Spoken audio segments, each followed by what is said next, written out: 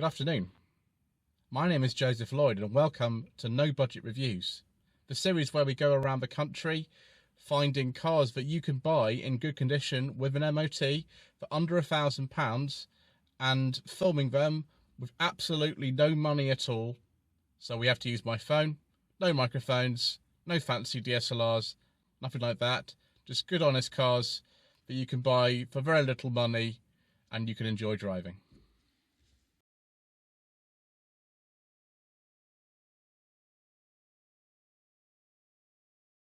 Well, here we are. Another day, another no budget review, another MG ZT. This time it is a 2006 MG ZT 160. This has the 1.8 litre K series engine with 160 horsepower. It is the turbocharged version. Earlier ZT 160s or ZTT 160s were V6 engine ones that changed in mid-2003 due to emissions regulations. This particular car has done reasonably low mileage. It's done about 93,000, and mechanically it's actually in very, very good condition. I just had a little drive of it, and it's very punchy. It's quite nice. The ZT, ZTT, Rover 75, all the same kind of thing, were launched late 1998 and were the last Rover model really to be developed with Rover's partnership with BMW. Obviously the 45, 25, those were facelifted 200s and 400s, and BMW had some sort of influence on them, but this was a sort of ultimate level of collaboration between the two makes. Similar to say a 5 Series, this has provision for a transmission tunnel, which came in handy when they fitted the 4.6 litre V8 engine to these cars in 2003 to create the ZT 260 and the Rover 75 V8. I was very keen actually to drive this one. I know I've done the ZT 190 Plus, I've done the ZT 120 Plus, but this is the turbocharged engine, and I've never driven a turbocharged K series before actually, so this is why when this was offered to me I was happy to take it. I'm not sure actually in this particular colour if the post-facelift styling suits this as well as a darker colour like black. I know a lot of people out there prefer the pre-facelift styling anyway, and you know, I can see why that would be the case. These cars are getting rarer and rarer, and it's definitely the case that No Budget Reviews applies to the 75s and ZTs. There's plenty of them available for sale with an MOT in good condition for under £1,000. Let's take a look under the bonnet. Well, there we are, viewers. Good old K series. I've had many cars with a K series engine. All of mine were 1.4s. This is the 1.8 turbo with 160 horsepower. Interesting on a 75 and a ZT, the expansion tank for the coolant system is there rather than up here. With this particular engine, you need to make sure that the cam belt's been changed regularly. It's quite possible that your car might have had a replacement head gasket as well, due to plastic dowel pins that hold the engine together melting and then causing the head gasket to fail. That was common with the sort of later K series cars like this.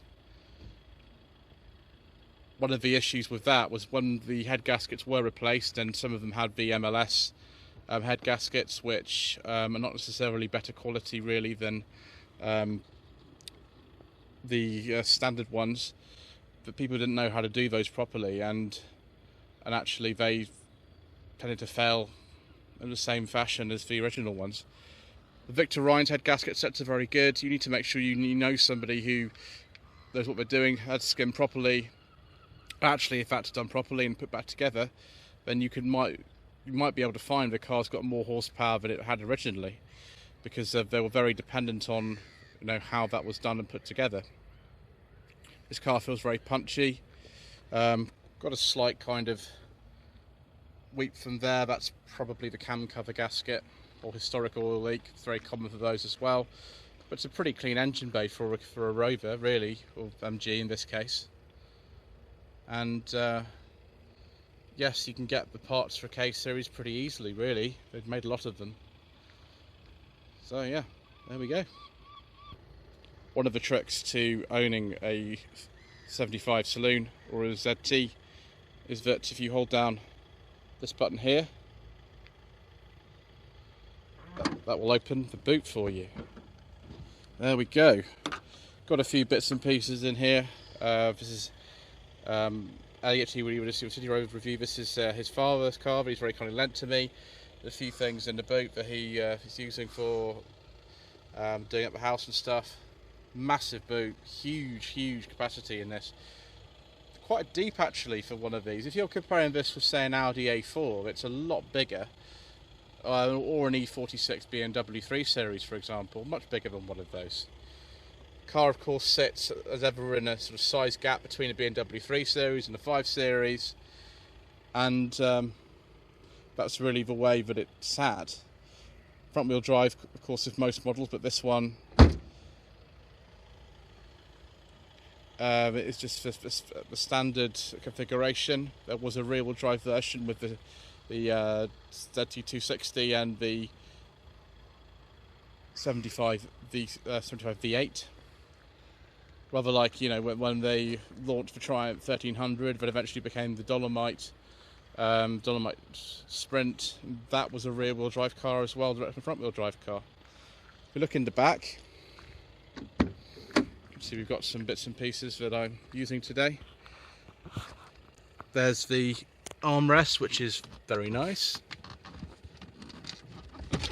There's the cup holders, and oh, it's a bit creaky, that one today. Sits nicely in there. I think this is a leather interior.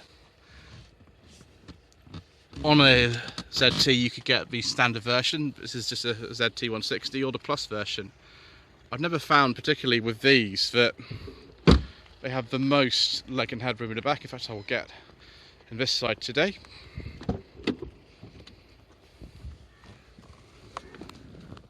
Headroom is absolutely fine for me, and I'm 5'11", but you would need to move that seat a bit forward to fit your knees properly into the car. Still quite comfortable though, and it's a very strange kind of thing with this oval theme, like on the dashboard you can see there with the instruments. There's this an indentation there. I don't know what that's for actually. Who knows? Do have electric windows in the back, and this sort of material, which again is similar to my 45 V6. Nice chrome door pulls. I've never found the electric window switches in a 75 or a ZT to be particularly nice quality. Don't know why that is, but there we go. Do like it though. So this Lloyd late car, it's an 06 plate, but it would have been made in 2005. Has something interesting in the middle of here. Now the earlier cars would have had BMW style head units, but the very late ones like this just had whatever they could really find. This is an aftermarket one, and actually it looks better than one that was there originally. We've got things like a USB port here. Obviously being a Project Drive car as well, we've not even got an MG badge on this key. I've just got a sort of, that would be a Rover badge, and there's nothing there. This being a non-plus model, we don't have climate control, we've just got standard air conditioning, which looks a bit sort of cheap here because that button's not boot. In fact, this area is not being used for anything. There we go, cup holder comes out like that. Very, very BMW in its execution. You don't get one there. I don't think actually the right-hand drive models came with very much of that. Nice big glove box for all his odds and ends. Another shelf for carrying a secret rifle in there across the border. Clock in a ZT is different from one in a 75 because we haven't got the wooden things in here. We've got this sort of silver effect plastic. It's not that bad actually. I do miss the wood. I prefer the Rover version to this car from the MG version. I always have done, but it's not bad at all. 5-speed Getrag gearbox is in the vast majority of manual 75s and ZTs, and the door locking buttons down here, as well as hazard light switch, which is the same position it would be on an MG3. Handbrakes on 75s and ZTs can be a bit of a failure point, just worth checking out. I never liked the quality too much of the indicator stalks in these cars. They just feel a little bit cheap. Nice dials though, oval themed. It's amazing to think that it's just a few cosmetic changes that make this into a 75, and the cars do feel quite different really. Switch down here for the headlamps. Sorry about the fingers on the lens. Very sort of BMW to put it down there. These switches though, I never like the window switches and the mirror switches like this. They don't have a lot of character to them, surprisingly, and they do feel a bit cheap. Chrome door pulls, if they're sort of working properly, which they are in this car, are quite nice though. And down here, let's open that door. You can see the other way that you can open the boot is just down there. Driving position is very good. There is a lever here to go up and down. I don't think the steering wheel goes in and out though. No, it doesn't. It's not a telescopic steering column in this car. And if I just put the key in and turn on the car, it's better than the last ZT I thought I actually could see today when we're in a much better location for filming. If you just turn on the headlamps, you can see that lovely blue illumination, which also extends to the clock there. Excellent.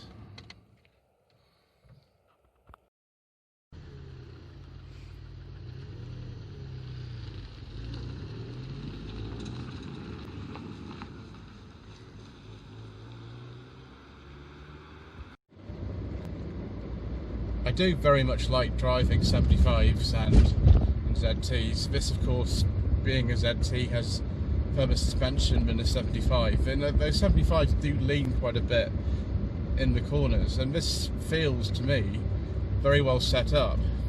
There's a road in this area where near Havant in Hampshire today, which has quite a few undulations on it due to poor surfacing, and it actually smooths it out quite nicely. Oh, there we go, a wire edge green 75. You must be quite shocked that we are coming through as well. Thank you very much indeed, whoever you are. It's obviously Rover country around here as well as it is in West Midlands.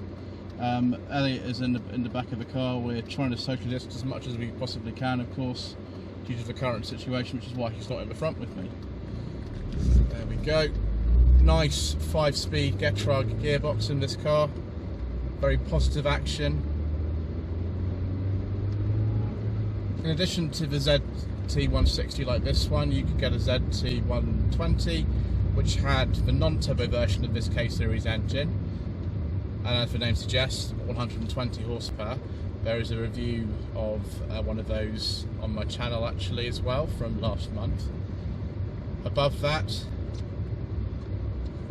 there was ZS160, originally came with a 2.5 litre V6 engine, which generated 160 horsepower. That was changed in 2003 for this engine. 1.8 turbo with the same power output. There's also a ZT180, which was I think normally badged as a sport, and that had automatic transmission.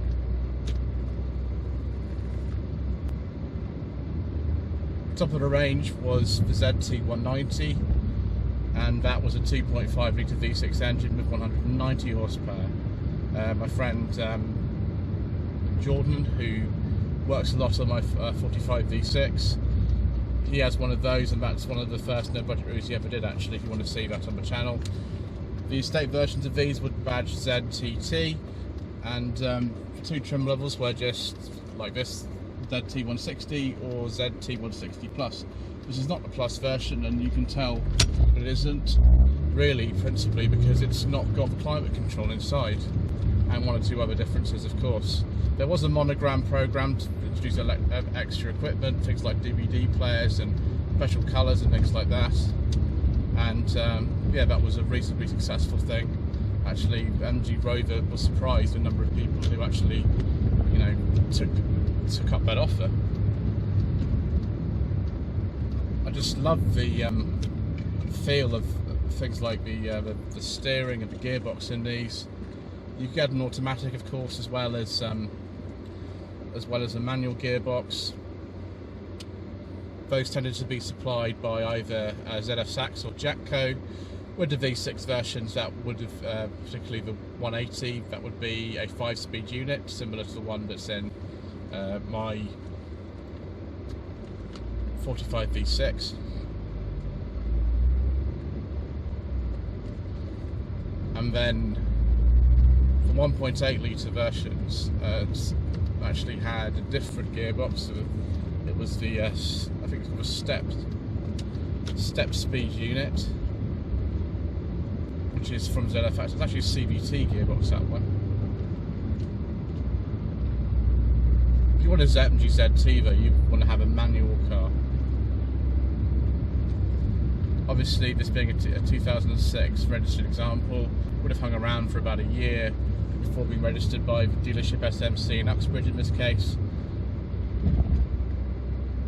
And you know, these cars changed hands for very little money at one point. If you're looking at a 75, it's kind of similar, but the production run runs a bit longer.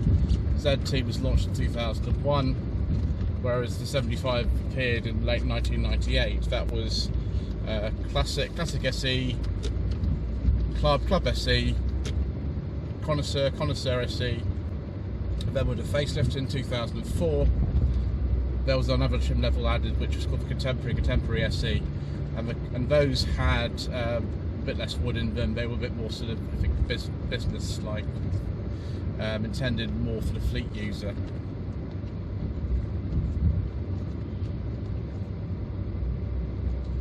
The 75 has quite different suspension in terms of the feel to it. It's a lot less firm than this. Depends really what you prefer. Personally, I like Rovers, and so I like that sort of extra degree of softness. The 75, in addition to the 120 horsepower, 150 horsepower K-series engines, that had a 2 litre V6 like in my 45 V6 until 2003, generating 150 horsepower when it was replaced by the K-series turbo. The standard power output actually in a 75 V6 with a 2.5 litre engine was 180 horsepower, like in the ZT Sport Automatic. These days, there's plenty of very nice 75s out there for silly money. Same with ZTs, really. People charge anything up to £15,000 for one of these. But equally, there's plenty of them around the £1,000 mark or less. Obviously, if you're looking at the V8 version with the Ford Mustang engine, 260 horsepower, either automatic or manual, both versions were made, then you're going to be looking at an awful lot more money, at least £10,000 I should think, for a nice one of those. But yes, what's the sweet spot in the range? I like V6 engine cars, although they're very, very, very heavy on fuel. This turbo might be a good compromise. The cam butt change on these is difficult because of the turbo being in there.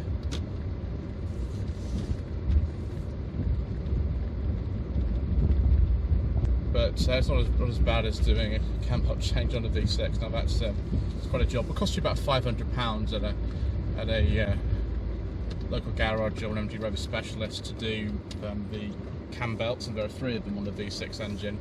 Also be aware, if you are buying a 75 or a ZT with a V6 engine, the plastic thermostat housing can fail, and when that happens, it's not pretty at all.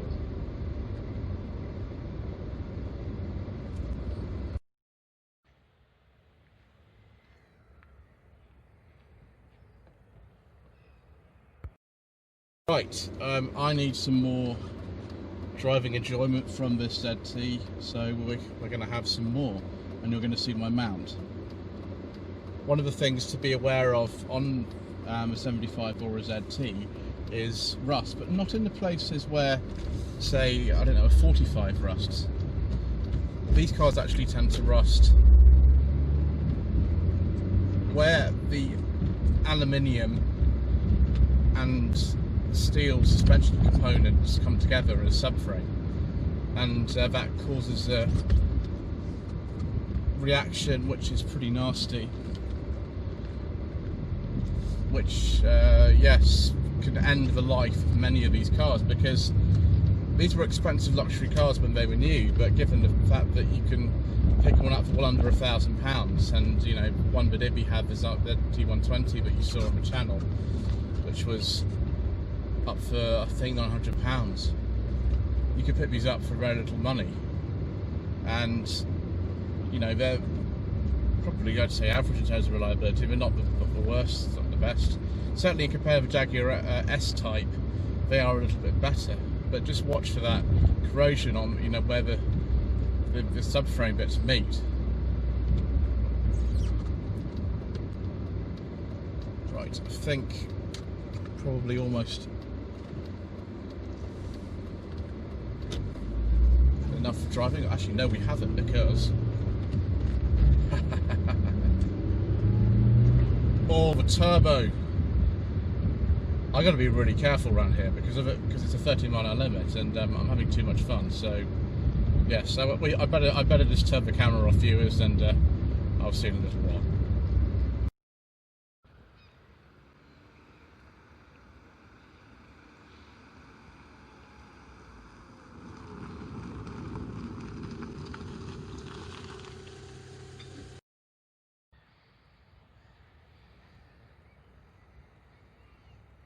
Well, there we are, viewers. We're back safely from a spirited drive. That turbo is so addictive. Anyway, I should stop laughing. Should you buy a ZT or Rev 75? Yes, if that's what you want, then absolutely. Whether or not you prefer the KV6 or the K-Series engine ones. Obviously, there were some diesel ones, but as you know, we don't talk about that on this channel, so there we go. Thank you for watching this episode of No Budget Reviews. Please don't forget to subscribe to the channel for more of the same. Don't forget to like this video and to leave a comment below. Hopefully we'll have something else entertaining for you. I've got a Facebook page, facebook.com/Lloyd Vehicle Consulting, and also Instagram, instagram.com/Lloyd_vehicle_consulting. Thank you.